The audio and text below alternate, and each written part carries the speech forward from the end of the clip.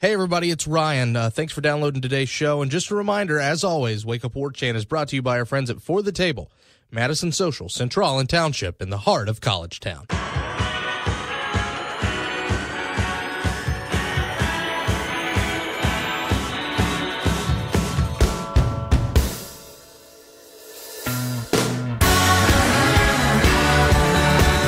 That's right, ladies and gentlemen, from Tallahassee to Thomasville and from coast to Atlantic coast, it's time to Wake Up War Chant here on 97.9 ESPN Radio, and it's a very good Friday morning, October the 6th, to you and yours. You're currently listening to the voice of Ryan Kelly. I'm the director of digital media at warchant.com, and we've got a show, I don't want to say completely in reverse today, but it's a very short segment and then two really long segments, so you're going to get a lot of content today from myself, Gene Williams. Our buddy Drew Hicken joins us to do over-unders and Lucky 7. And as you can probably tell from my voice, and heck, you've probably been able to tell the last couple days, I'm a little under the weather. I have not been feeling good, and it's finally kind of found its way to my throat. I've been trying to power through it all week, and it just hasn't worked out. So this is going to be really quick. Our friend Gene Williams, of course, has stepped up, and he's really carrying the show for us throughout the next hour or so, doing the heavy lifting. And, of course, thanks to the boss man for that. But before we roll any further, thanks to you for waking up with us here 6 a.m. on 97.9 ESPN Radio or those streaming devices, the TuneIn Radio app, of course, the WTSM app of our own creation as well. Of course, iTunes, Podcast Republic, warchantradio.com, YouTube. You've probably got your place that you get our podcast by now, and for that, we thank you. Of course, radio at warchant.com, at Wake Up War Chant, your Twitter account, and your email address to talk back to the show. I'm interested. I want to see, regardless of what happens this weekend, I think we're going to get some pretty interesting questions for the next week. So I look forward to those. Don't disappoint, my friends. And finally, of course, we can't do this without our friends at For the Table, Madison Social, Central, Township, all right there in the heart of College Town. It's a typical Friday show. I already mentioned that we're doing our over-unders and our picks, but we're also going to be talking, of course, matchups with our own Gene Williams. Offense, defense, special teams. Where does Florida State have the advantage? What matchups must Florida State be victorious in if they wish to win this game? Of course, we know Florida State-Miami often comes down to the running game. And, well, Mark Walton's on one end, and an inconsistent running game is on the other. So that's going to be a big one in this, but there are plenty of other factors that go a long way. So be ready for that. Be ready for Lucky 7. Be ready for Over-Under, and a great, great show. Like I said, this is a super short segment. We're taking a break right here. But when we come back, we're going to have plenty for you for the rest of the hour. So sit back, relax. It's Wake Up War Chant on 97.9 ESPN Radio.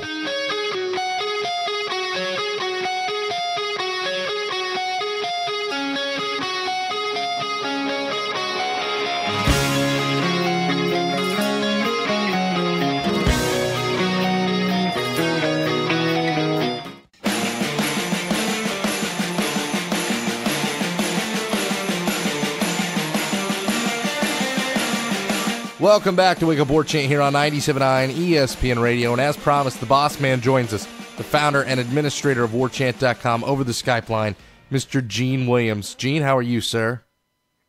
I'm doing a little better now. Obviously got off to a rough start this week with all the national tragedy and everything happening and the storm, and now it looks pretty good that FSU is going to play this. We broke it yesterday that FSU would be playing at the scheduled time of 3:30. So everything's on track. It's Miami, Florida State week. So, yeah, things are going pretty good, man. Weekend's here finally.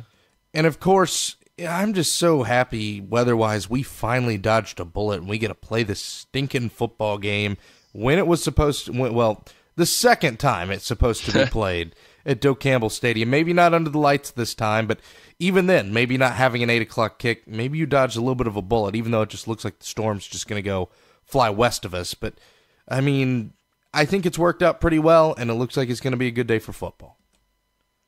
Yeah, it'll be nice to get a game in October against Miami. It's a beautiful thing. And, the storm looks like it's going west here. I feel bad for all the folks out there. Hopefully this system, Nate, will die off and won't be that bad. But, the rain chances keep dropping. So hopefully we'll have a beautiful fall day in Doak Campbell Stadium, which seems to be, how these Florida State-Miami games should be played. There is a silver lining for some folks who are frequenters at Doak Campbell Stadium. And I thought about it when I got a chat with Mike McCall for yesterday's show, and that was, the Marching Chiefs don't have to suffer those sweltering September games and those full shells. I can only imagine. Listen, I can only imagine you want to be in the stadium, but having to avoid as many of those as possible, I would imagine, not the worst thing in the world if you're playing full shells, or heck, if you're on the field in full pads. Well, yeah, I'd have to take their word for it. But yeah, I've been, and I complain a lot of times, and sometimes I shoot photography for War Chant. I'm down there on the field and realize how hot it is. But then I look over to the bench and I see these players with all that equipment on them. Like you said, I see the Marching Chiefs out there and they're fighting through it. So, yeah, it's all in perspective. It's not going to be, I think the high is something like 86 predicted for Saturday. It's not exactly cool, but it definitely beats some of those, high 90 days you can get in September. Yes, sir. And of course, there is one negative about what's going on Saturday, and it's not necessarily what's going on Saturday, but it's what's going on today in the world of recruiting, Gene, and that's that Justin Fields is, he's announcing where he's going to commit today, and, when the guy's about to probably make a visit to Florida State, at least that's what we've been working to confirm all week, and then the day before says, I'm going to make a commitment, it's not the best news for the Noles. No, it really probably isn't. You hate, again, the game being rescheduled. You probably would have had him in if FSU played Miami when it was originally scheduled back in September. But then again, Georgia's had a lot of momentum going for a while with Justin Fields. I don't know if it would have made a difference or not, but at least it might have given Florida State a fighting chance. The fact that he's committing today, I think around 10:45 at his school. Fox 5, a station in Atlanta, was the first to report this. It sure looks like, this sort of seems like a slam dunk for Georgia. I mean, technically Florida State's still in there along with Auburn, LSU, and maybe some others, but this is one of those, it's kind of a no-brainer. He's going to probably officially commit to Georgia. And that doesn't mean, he could still take some visits. I don't know how solid that commitment is, but it's definitely a blow for Florida State because you really had the feeling over the summer that maybe Florida State had the edge. You really thought they did, because he talked about being a business decision and, which staff was going to develop him better for the next level. And really, obviously, Jimbo Fisher has the best resume for that. So you really thought FSU was going to get him. But I guess between the way the season has gone, how well Georgia's done, he's had some really good visits there lately. I guess that's been enough to push it over the edge. Whether it's fair or not, Gene, this is another thing that a lot in this fan base are probably going to look and ponder at this coaching staff. Yeah, I mean, it's obviously not, you haven't had much momentum in recruiting lately. You got to start winning some games. Obviously, a lot of wounds will start healing if you get a win over Miami Saturday and bring that momentum back. As Michael said on yesterday's show, there's a lot of elite recruits in, and you'd like nothing better to showcase, the great environment in Doak Campbell Stadium, have the team play well, get to celebrate a win against Miami. I mean, that would really help kind of jumpstart things right now. But again, if you lose and then you just lost Justin Fields to Georgia, things would be trending in the wrong direction. So they need to turn some things around. And on top of all that, Gene, the thing that you really look at here, this game is going to be physical. I know that's kind of the MO of Florida State Miami, but Miami's defense is legit. Florida State's trench play offensively, maybe not so much. Florida State's defense is up and down, but as we've rightly pointed out all week, this is one of those bread and butter games for that defense because Florida State plays very, very well against offensively traditional teams, more pro-style, West Coast type stuff, which of course we know is Mark Richt's bread and butter. Yeah, and I kind of felt like I did that to death in the matchup analysis. We're going to get here in a little bit. But, one of the things you got to look at if you're hoping for Florida State to kind of buck the trend and turn things around a little bit is so far you got to look. The defense the last couple games they played against teams that are they throw some weird formations at you. They do a ton of motion. So much is about the whole what Jimbo Fisher likes to talk about, eye discipline in playing the last two teams. And frankly, FSU traditionally hasn't always been very good against those teams. I think that's one of the reasons why they didn't look as dominant. I think the players are a little bit more concerned about keeping their assignments, about, not making a mistake, so they lose some of that natural aggression you have. I think against a pro-style offense, which they face every single day in practice, are a lot more comfortable. They can be a lot more aggressive. They don't have to think about their assignments enough. It comes naturally to them. So from that perspective, yeah, this is a game the defense is going to have to win. I think you realize that with a really good defense Miami has. Florida State's not going to go out there and light it up. They're not putting up 40 points in this game, absent some crazy special teams and turnovers, stuff like that. So you really need the defense to live up to that huge potential it has, play as good as we all thought it might be at the beginning of the season. The interesting thing, to me, for Florida State, of course, throughout the history of FSU Miami, the team that runs the ball the best is usually the team that wins the game. But passing-wise, that's the weakness of Miami's defense. That secondary, it's decent, but it's not great. And, of course, it was great a year ago when Corn Elder was the star of that defensive secondary. But now, of course, with the Carolina Panthers and Florida State, this is a game that James Blackman can maybe pick up a little bit of momentum if he plays well in this game. And by the way, if he has time to throw the ball, more importantly. Yeah, that's skipping ahead a little bit to the matchup analysis on that part. That's one thing. Miami has to replace all four starters in its secondary. You mentioned Corn Elder might have been arguably the best player on defense for them last year. It was obviously taken in the draft, was a heck of a player. And, yeah, again, we're kind of the same quandary I think FSU's had the last couple of weeks, where really the team that they're playing is very strong in that front seven, experienced defensive front for Miami. All those freshman linebackers they had last year that played so well are all sophomores, and those are some really good players. So then you look now and you go, well, you know what? Miami's vulnerable in the secondary. And I did a show with Gary Furman that they have for Kane Sport yesterday, and we talked about that. And he even admitted, he goes, that's Miami's Achilles heel, is that secondary. They can be passed on. But as you alluded to, Ryan, it kind of helps if your quarterback has some time. I think with Auden Tate, he's still a little banged up. Jimbo Fisher said yesterday, but he's going to play. He's practiced this week, so he's available, and so you have the opportunity to maybe make some big plays down the field. But it all comes down to that offensive line giving some pass protection. I'm with you with a slight for Miami here. Florida State can just clear up lanes and get some time. Maybe that changes, but for right now, until you see them block somebody, you kind of have to go that way. Florida State ground game versus the Miami front seven, and here's one where you kind of feel like Miami has the definitive edge until Florida State finds any sort of consistency running the rock. Yeah, that's been disappointing so far. Obviously, they've done okay running the ball, haven't really done a whole lot. We've seen Jacques Patrick really has almost been more effective doing screens and other plays like that where he gets the opportunity out in the open field. I think FSU so far is averaging 3.1 yards per carry. That's not good at all. The post-Dalvin era has been very lame so far, so they really need to pick that up. And a lot of it is the negative plays. Florida State leads the nation, giving up 10.3 tackles for loss per game. So when every other run you take, you're taking a loss. That's going to affect your totals, and it puts you in long situations, puts you in second long and third long. And that's one of the reasons why the offense is having such a hard time moving the ball. So they've really got to do better in that regard. Miami, obviously, like I mentioned again, with that very good front seven, it's hard to run against them. But they've been just okay so far this year. They're giving up 130 yards a game.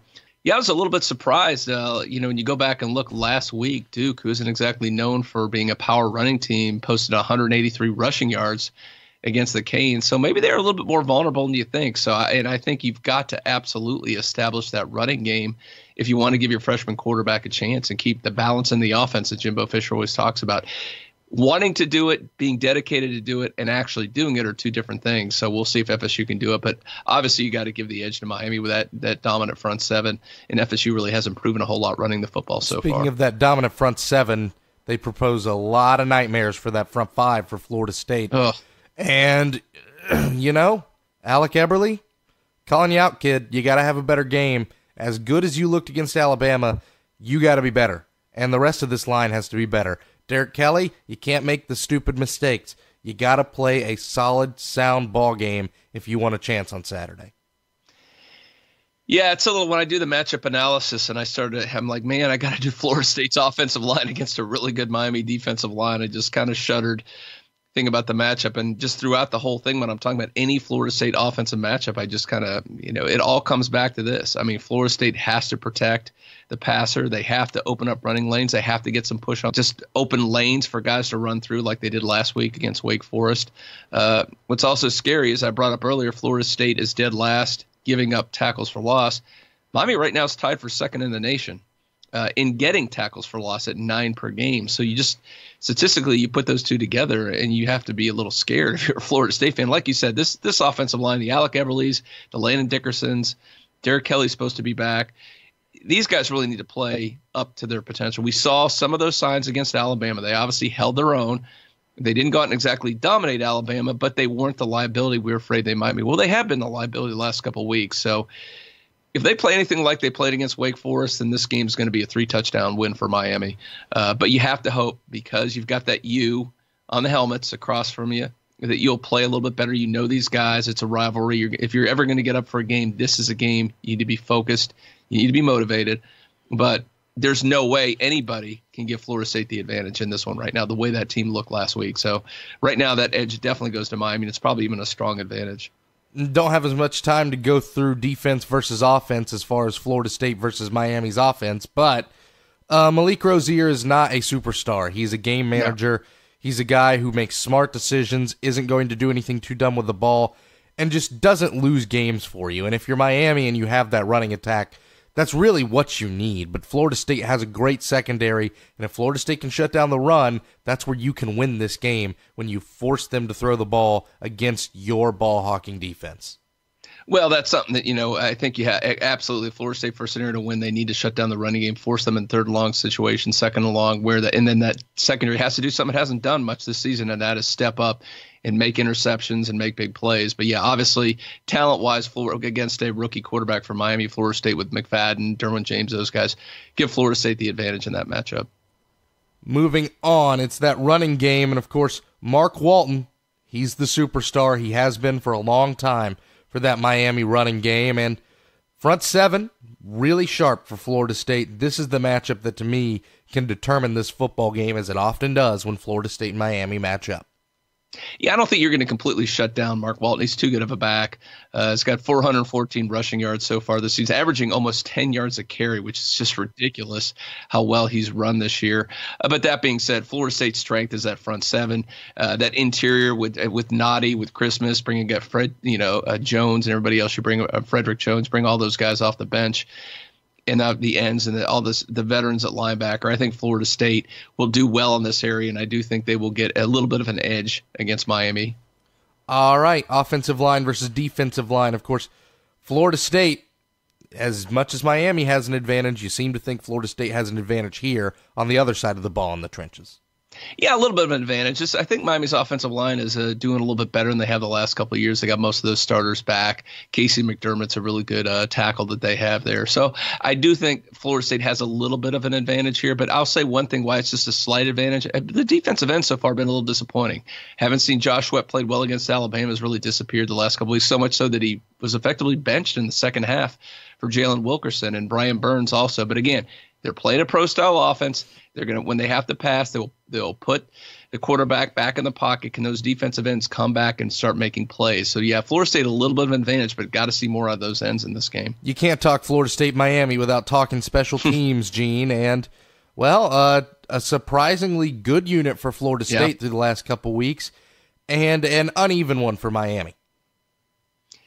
Yeah, this was hard because it's been Jekyll and Hyde for Florida State. The most abysmal performance may have ever seen on special teams in Week 1 against Alabama. Then they've been outstanding the last couple of weeks. I mean, 8 in a row now for Ricky Aguayo, which is just suddenly he's become Mr. Automatic after just struggling the end of last year and then that Alabama game. Logan Tyler still seems to be getting slightly better, but you can almost guarantee he's going to have at least one shank a game. And if we saw a great return game, we've Derwin James, big return, had one called back. Keith Gavin obviously had the big return that set up a big score for Florida State. But Miami also returns a senior kicker who's one of the best in the conference, in Michael Bagley.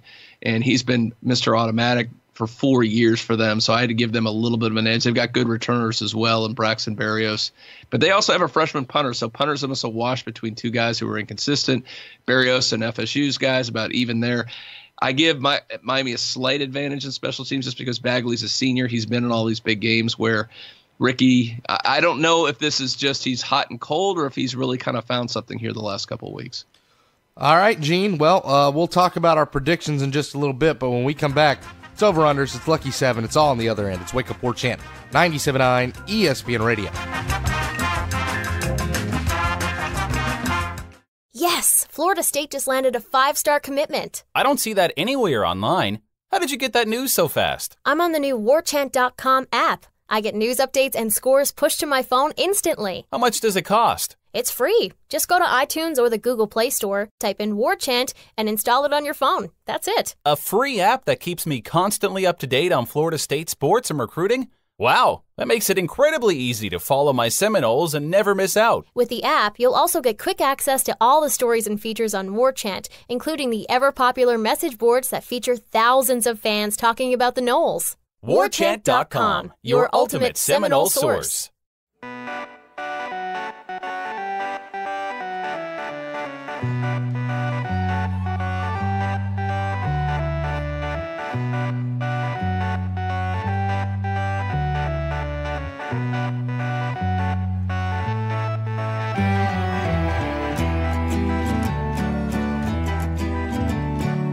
Welcome back to Wake Up War Chant here on 97.9 ESPN Radio. And hey, let's check the community cork board, folks. There's some fun things going on Florida State-Miami weekend, and there always are. And by the way, if you don't have tickets and you're still coming into town, well, of course, Madso is your place to be, and so's Township, and so's Central. Our friends at For the Table have you on lockdown over there, right in the heart of College Town, still right in the heart of the action. But of course, it's not the only thing that's going on. Of course, tailgating and partying goes on every week.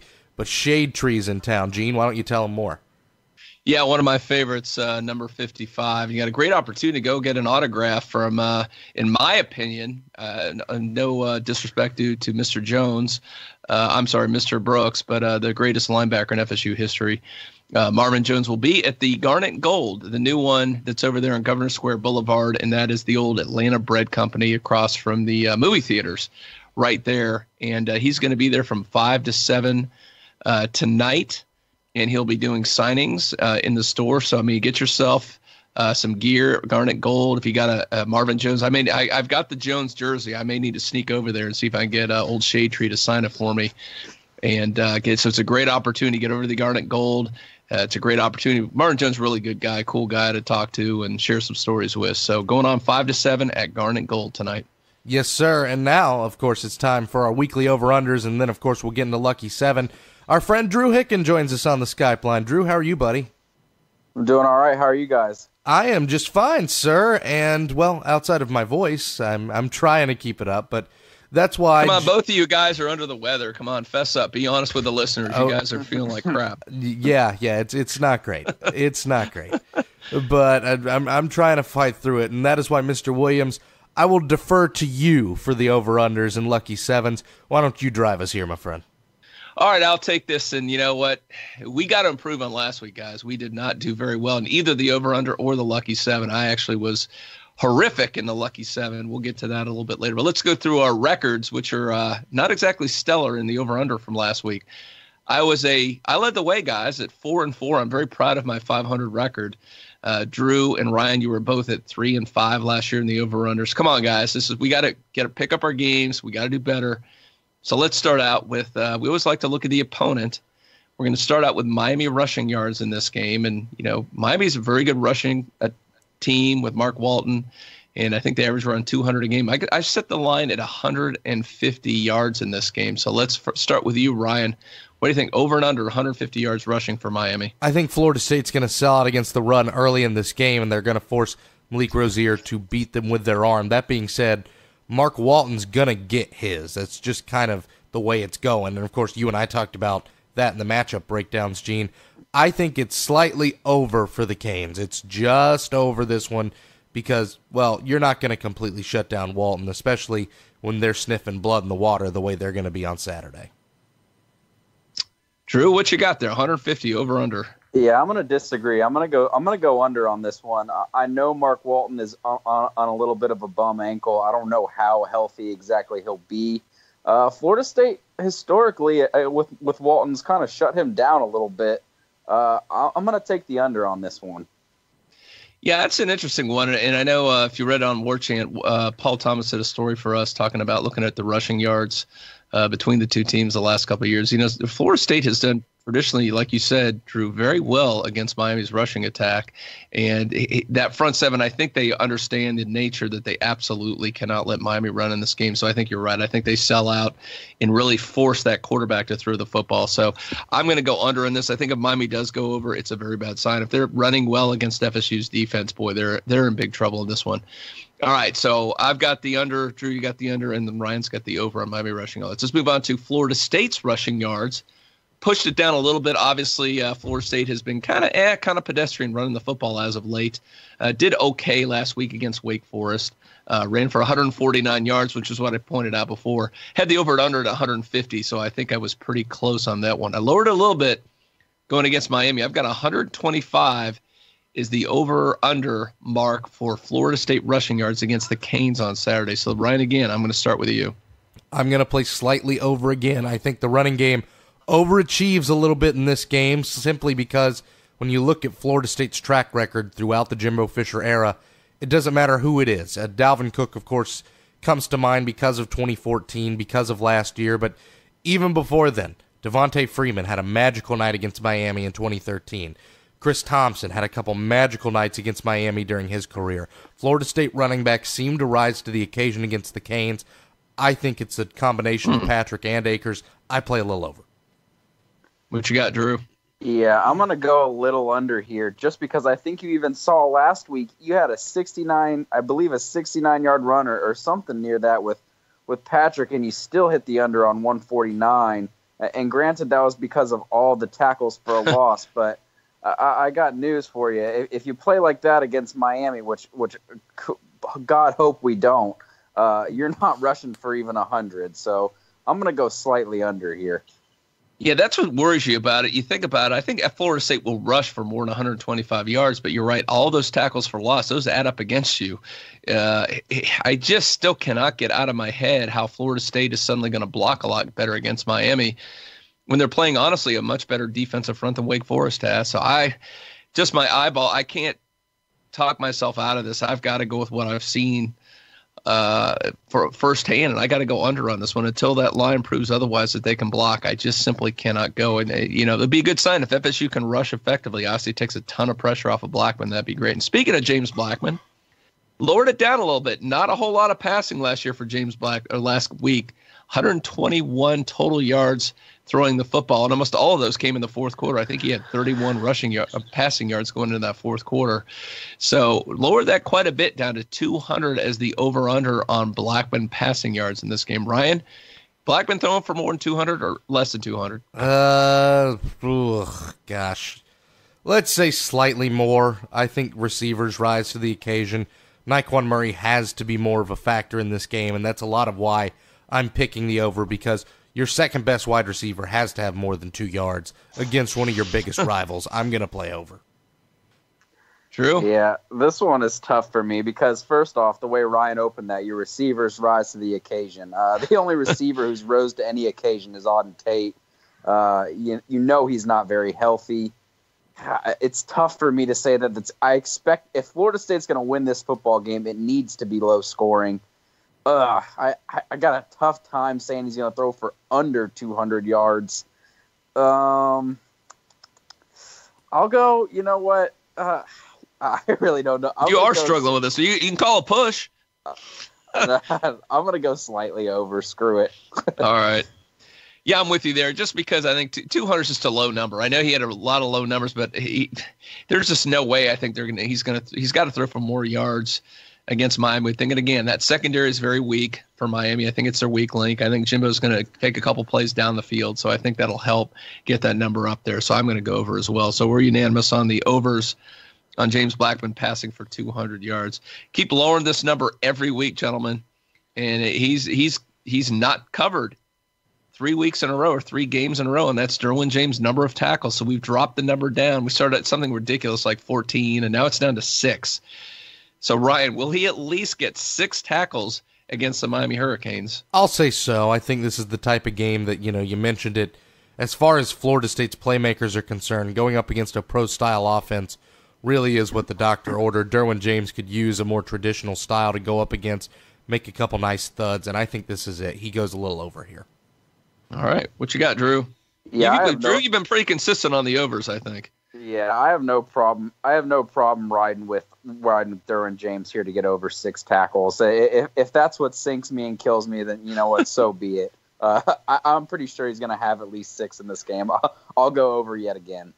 You know, another thing that I like in this is what happened in the second half. Really, you notice they moved Kyle Myers into more of kind of that nickel, kind of taking those slot guys, which freed Derwin James up to make more tackles. And like you said, playing in a pro-style system, I think he'll be a little bit more comfortable, won't be as worried about assignments, so he'll be able to roam freely. So, yeah, I'm with the over on that one. I think he finally does cover this week. Now, it's interesting for Florida State have not done very well in accumulating sacks. And again, obviously Ryan Philly a couple weeks ago got rid of the ball. Last week, same deal, got rid of the ball quickly. So there weren't a whole lot of opportunities for sacks. But even when there were, this group is kind of underachieved so far. So we've kind of lowered that number down as well. It's down to 2 sacks against the Miami Hurricanes is our over-under mark. And that's as many as they had last week against Wake Forest. So, Ryan, again, starting with you. Over-under or a push on 2 sacks this week? I have yet to play under, and I'm not going to start now. I think it's another over. Florida State gets in this backfield. They disrupt it a little bit. Look for. You know what? I'll stick my neck out here. Joshua hasn't done anything all year. I think this game he maybe gets in that sack column. Let's look at it right there. It's Sweat with one of them at the very least. I like the Noles to have 3. True. Yeah. I'm gonna go over here too, just because I think 2 is a really low number. I think one of the most surprising things from early on in this year is the lack of pass rush you've seen from Florida State. They just got the dudes to do it. A lot of the times, pass rush is an effort thing too. I really feel like that if the effort's not there for this game, there's some huge problems. I'm gonna go just over.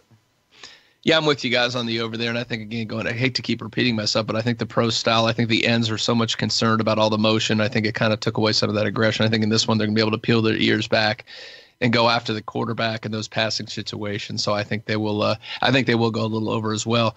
All right, guys, we're going to look at penalties now because, Florida State, Miami, these are 2 very aggressive teams. They like to get after it. There's a lot of emotion in this game. And let's face it, the ACC officials seem to like to throw the flag on the field, and especially when Florida State's involved, since they seem to lead the league in penalties every single year. So Florida State had 8 penalties last week against Wake Forest. I said that looks like a pretty good number for an over-under on penalties for the Noles.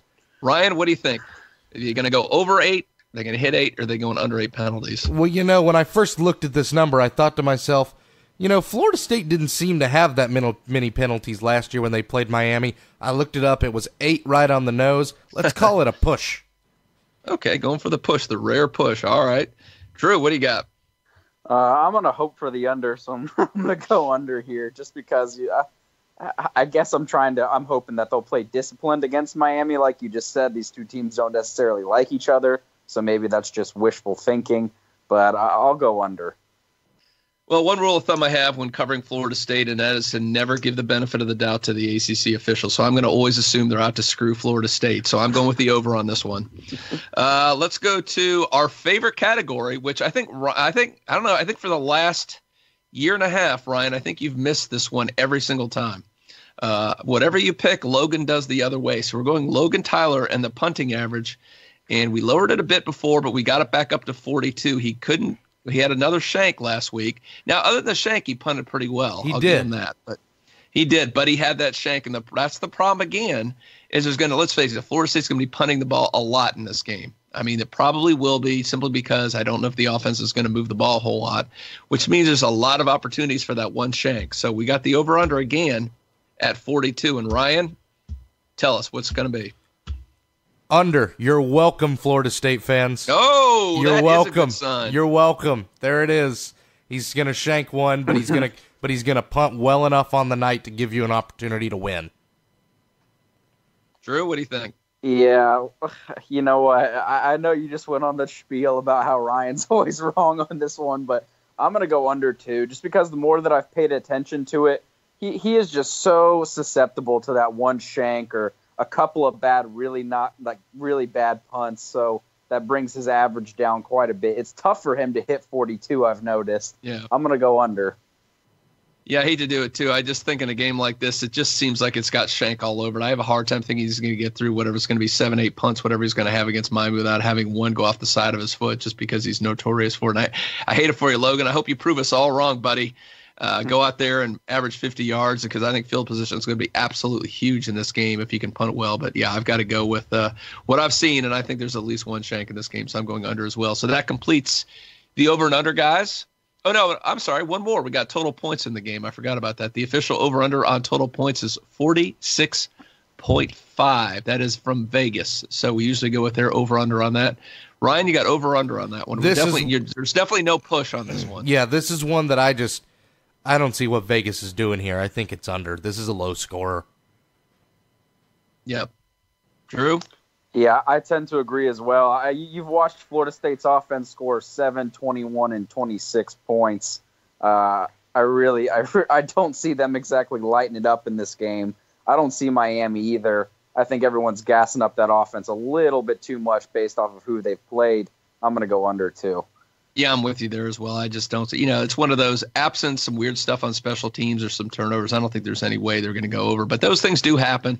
It could happen, but I think all things being equal, it's definitely under as a safe pick there. So you were unanimous on that one. All right, Ryan, you want to do the old intro for the Lucky Seven? Ladies and gentlemen, let's hit it. It's time for the Lucky Seven. Now you have to ask yourself one question. Do I feel lucky? Here comes the money. Here we go. Money talk. Here comes the money. I need to feel you, Jerry! Show me the money! Jerry, you better yell! Show me the money! And you know how this works, boys and girls. We take the best 7 games of the week. We pick them against the spread. Gene, we got to fly through these, my friend. Let's go. Yeah, let's get through it real quick. I was a whopping 1-6 last week. Oh, that's not good. Drew 3-4, Ryan 3-4. Compared to what I did, that was fantastic. All right, Wake at Clemson, 21 in the hook. What do you got, guys? 21 and a hook. Well, I'll say this. Wake, Virginia Tech, Clemson, Virginia Tech. Boy, I think that surprised just about everybody last week. I think Wake covers this. I think the hook really gets me here. It really gets me here. I get Wake is kind of coming down off a real disappointment, but I think Clemson's also coming off a real high on a big road win. So you know what? Give me that hook. Give me the Deeks to just cover. Wow, what you got, Drew? Yeah, just to be quick, again with the emotional highs and lows for both teams, this one's tough for me to pick. I think it's right about where it needs to be. I'll take Wake, I guess. Yeah, I think you guys have kind of talked me into it. I mean, I think if Clemson was motivated, they would blow the doors off and probably win easily, do this, but you're right. Wake, with the way the 2 games have just gone. Now, you wonder if Wake maybe has a little bit of hangover because they thought they had FSU beat. That's the only thing that concerns me a little bit, that they may not be totally focused, but I think you're right. I don't like that hook. Clemson's probably think they could sleepwalk through this game and get away with an easy win, which they probably can without going over 21. So we're unanimous there. Michigan State at Michigan. Definitely a game I won't be watching, but let's start with Ryan. What do you think? I won't probably not be watching this one either, but I will say this. Even though Michigan State's not great, Harbaugh's teams now have a proven 2-year track record of having a hard time putting Sparty away, even when they're not good. Michigan's going to win this game. Sparty's going to cover. All right. Drew? Yeah, I'm going to take Michigan. Michigan State is awful this year. I know that Michigan. They were awful last year too, though. Not this bad. Yeah, not this. They lost by 29 to Notre Dame, who's not very good. I know that Michigan defense is for real. So for that reason alone, I'll take Michigan. Yeah, I'm with you there. I just State is so bad in this one. You got the little reverse hook on the 13.5, so I'm going to go with Michigan as well. Give me the Wolverines. All right. Little Pac-12 action. Washington State off that huge win over SC. They are at the Ducks. The Ducks are a 2-point favorite in this one, guys. Is Washington State going to have a little bit of a letdown, or we think they're the better team? But I don't know. Ryan, what do you think? Well, I'll give Washington State credit. They have avoided the Mike Leach head scratcher. They've avoided it at the beginning of the year. Now that you're kind of the hunter, you're the hunted instead of the hunter at Wazoo, you're going into Outson. That's a really hard place to win. I think they do it. It's a good game. Wazoo prevails. Okay. Drew? Yeah, I have absolutely no idea about this game, but I'm going to take Wazoo anyways, just based off the fact that they beat a USC team that we all said was overrated all year anyways. I'll take Wazoo. Well, as you guys know, I'm always wrong picking Pac-12 games, so I'm going to go with Washington State as well, which means Oregon probably wins this. But just because I think Oregon's got some injuries, Washington State seems like the better team, but we'll see how that plays out. Now, another game that nobody should be watching because it's two horrible teams. That is LSU in the Swamp playing the Gators. The Gators a 4-point favorite, which just shows how bad Florida is because LSU is probably the worst team of the SEC this year after losing to who they lose to Troy last week. Yep. And so losing to Troy last week and only a 4-point underdog in the Swamp. So guys, who wins this ugly slugfest? Ryan? Florida wins, they cover, and if they don't, they should shut down the program. LSU's that bad. All right. Wow. I know. I think this game's getting slept on a little bit just because you've got to think LSU's going to be coming in emotional, not only just after last year, but they just got embarrassed by Troy at their homecoming game last week. All of that being said, I still think Florida covers. I'll take them as well. Yeah, it's just not enough point. LSU is just so pathetic. I think Florida probably wins by a touchdown at least. So I hate to do it because they're such a bad team, but they keep winning close games against bad teams every week. So I got to give the Shark lover that. So let's go with the Gators. All right. Alabama, 26.5-point favorite at Texas A&M. Oh, my goodness. Is that a lot of points? But Alabama's been absolutely just owning the SEC lately, beating teams by 50, 60 points at will. A&M obviously not a shell of what it was a few years ago. What do you guys think, Ryan? This screams of that game where that spread seems too high for Bama, and then they cover easily. So give me the Tide. Yep. True. I hear what you're saying. There's just no way I can feel good. I think Bama probably will cover, but there's just no way I'm going to feel good about betting on 26.5 points. I'll take A&M just because of that. Wow, okay, now I'm Alabama all the way. They're just taking no prisoners right now, and I think A&M's reeling a bit. Big Ten action, Wisconsin, 11.5-point favorites at Nebraska. Going to Nebraska and the Cheeseheads, 11.5-point favorites. What do you think, Ryan? Well, Big Red seems to have been playing better since that AD got ousted, and Mike Riley knows that he's on the hot seat, but, Wisconsin looks really, really sharp. They haven't let anybody really stand in their way. I got the Badgers here. Drew? Yeah, Wisconsin, in short. Yep. I'm gonna go with Nebraska just because the game's there. They're playing a little bit better. I think Wisconsin's gonna win. It's a little bit too many points for my liking, so I'll go with the Huskers. Finally, we got Miami, a 3-point favorite. Hard to believe FSU's won 7 in a row in this series, but yet the Canes come into Tallahassee, Doak Campbell Stadium, as a field goal favorite against the Noles. Ryan? Gene, Florida State is going to cover this game. They're going to cover that 3 points. However, they're not going to win. I think it's 17-16 Miami. Okay. This one's tough for me. I obviously, if you guys have noticed throughout the weeks, I have an incredibly hard time of picking against Florida State. I'm now 0-3 picking their spreads. I'm probably about to be 0-4 because I'm going to take them again. I don't feel very good about this game, but I don't bet against streaks. And until Miami can prove to me that they can come into Doak and win a football game, I'm going to take Florida State again. That's good advice. Don't bet against the streak. That is one thing that you got to look at. Now, I know Jeff Cameron brought this up a lot. He did it on Report, which is up on warchant.com. You can watch him during his show a lot. That, what's going to happen if this game is close midway in the fourth quarter? I mean, you got Miami's going to know about those streaks, and they're going to remember the last couple of years what it looked like they might have been able to win the game, and they let it slip away. So if it's that scenario, I like FSU. The problem is Miami's been getting way up early in games, and Florida State traditionally falls behind, but they don't have a Dalvin Cook. They don't have a Jameis Winston to bail them out. So I hate to do it, but that 3 points isn't a whole lot. I think Miami wins this game and wins by more than 3. So I hate to do it, but the streak ends Saturday. Well, it's a bit of a downer, boys, but two of us taking the Noles to drop this one, but two of us taking them to cover as Remember, well. I was 1-6 last week, guys, so you should be encouraged that I picked Miami. So you're telling me there's a chance. But anyway, it's been fun talking with you, gentlemen. Hopefully we don't have to end up talking about a Florida State loss on Monday. But regardless, we're going to be right back here to break down Florida State, Miami. Drew, Gene, thank you, gentlemen. Thanks, Ryan. And thanks to you guys for listening. Mike and Mike's up next on 97.9 ESPN Radio.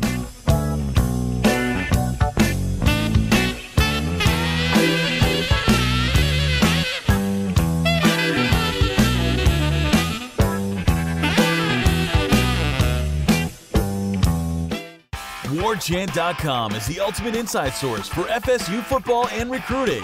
And now you can get in on the action for free for an entire month. WarChant.com is offering a risk-free 30-day trial subscription. Get full access to the #1 website covering the Seminoles just by entering the promo code WarChant30. That's WarChant30. Sign up and get in on the world's most active FSU message boards. Receive breaking news, stories from our award-winning staff, plus get exclusive interviews and videos. Just enter the promo code WarChant30. WarChant.com, your ultimate Seminole sports source.